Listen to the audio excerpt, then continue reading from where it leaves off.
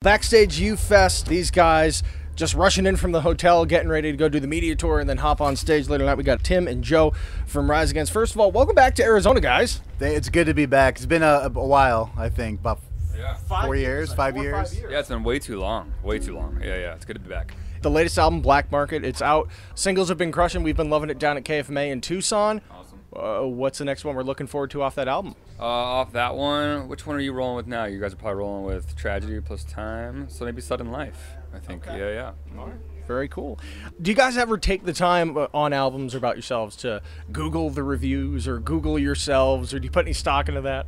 I mean, not really. If it's like, I'll admit if something like Rolling Stone reviews it, I want to kind of, I'm just curious to see what they say. But you know, online stuff, I'm sure like anybody who does any sort of endeavor at all, you know, it's not even accurate that much. So it's like if I want, I can go find the internet that kisses our ass. I can go find the internet that loves the ground we walk on, and I can walk away feeling like I'm a god on earth. Or I can go find the internet that thinks I should kill myself because I wrote some song with a bad verse that they don't like. You know what I mean? So it's like you can find both of those internets. And so the way I look at it, it's like, why bother? You know what I mean? Because they're both not really, they're almost artificial in that sense. Yep. So you kind of like, you speak to your fans, you speak to yourself, you know what I mean? And you make yourself happy with the records, and then you let the rest of the chips kind of fall where they may.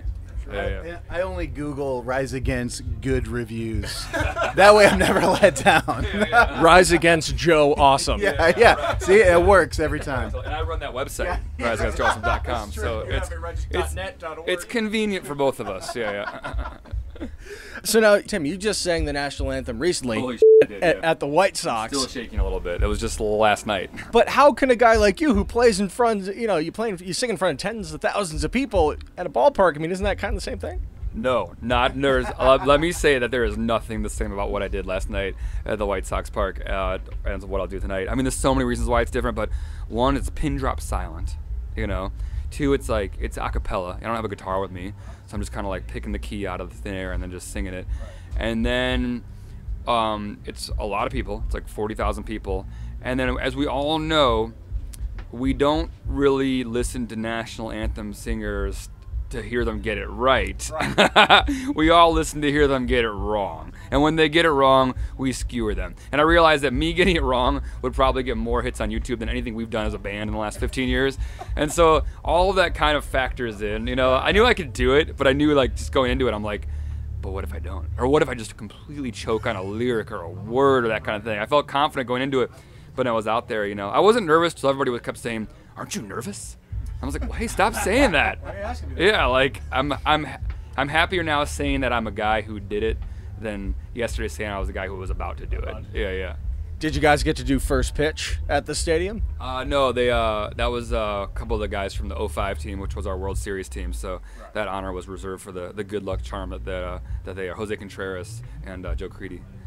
So now you guys, the Chicago band, and I'm guessing that you sang at the White Sox. You're on the White Sox side of things? I'm personally on the White Sox side of things. I kind of was born and raised a White Sox fan. I love the Cubs. I go to Cubs games. I lived on the north side for a long time. You know, went to a lot of those games. And there's something, they're both special teams. Chicago has special sport teams. There's no place like Wrigley, you know what I mean? But in terms of like what side of the line I fall on, I'm a born and raised Sox fan, which made yesterday so much more special too. Joe, what about yourself? I have to admit, I grew up skateboarder, and I never got into baseball. Okay. Sorry to the baseball fans. Well, you're welcome to skateboarders. But it makes my next comment that much less of a risk here.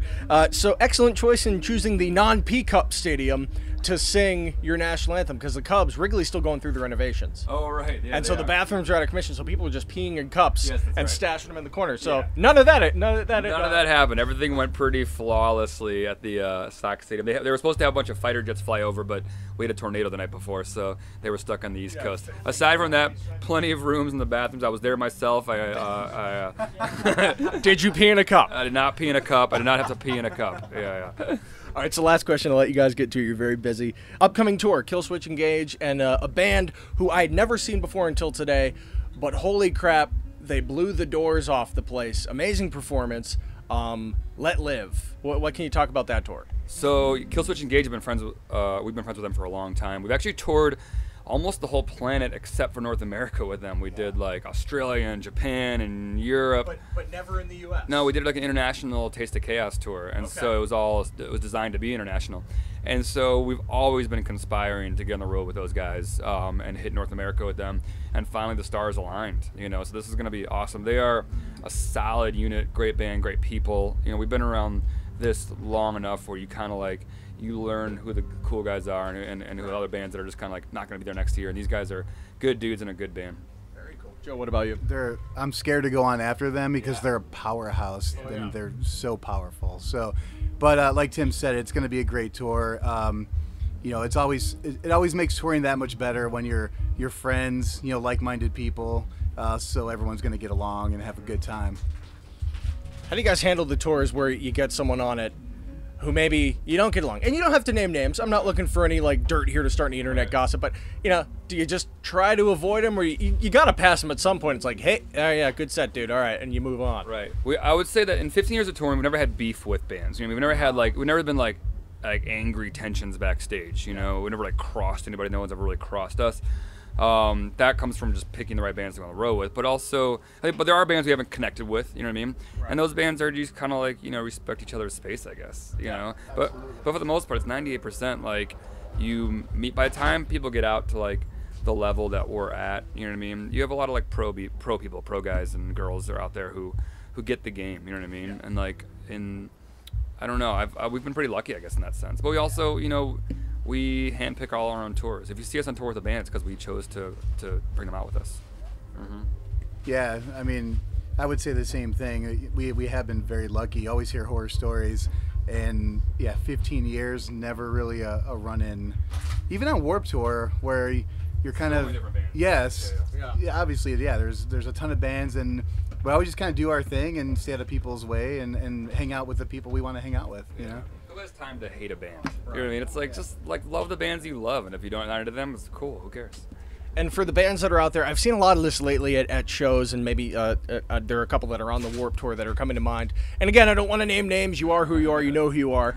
But the bands that'll take the time to stop the show for no effing reason as an audience member and call someone, or you said another band's name during my show, and they go to fight the fan. You know, from your perspective, like you said, you guys have been doing this 15 years or more. Like, can someone talk to these guys and just say enough's enough? Just play the show, please. Yeah, like that kind of stuff is so, I guess, like trivial, and you know, there's like a bigger picture. You know what I mean? And like, and it does a disservice to like your own fans. Like your real fans don't want to see you out there just like talking shit and getting all wrapped up. Everybody else in the arena is there to see you guys do what you do. So why waste time with the person that's not there to see you? You know what I mean? Like, it's just kind of, that's just music. Like I go to bed knowing that the whole world doesn't love Rise Against. You know what I mean? But I'm okay with that. You know what I mean? Like, if the whole world loved Rise Against, then like we'd be much bigger rock stars than we are. You know, it's like we have our fans, and that's what you focus on. I'm not trying to speak to everybody. I'm trying to speak to the people that find something that they identify with Rise Against, and that creates something really special. And that's what I'm concerned about. That's kind of a special connection with our fans. And in the same token, that guy paid money to go to that show anyway. So I guess the joke's on him at the end. And you're right. Like, artists shouldn't, you know, mess with that stuff. Like, that's kind of like it's your responsibility as an artist to kind of like be there for your fans, and your fans don't want to see you just out there. Well, I'm going to wrap this up because I've taken up too much of your time. But again, Joe and Tim, thank you guys very much for sitting and chatting with us tonight. Yeah, thanks for having us.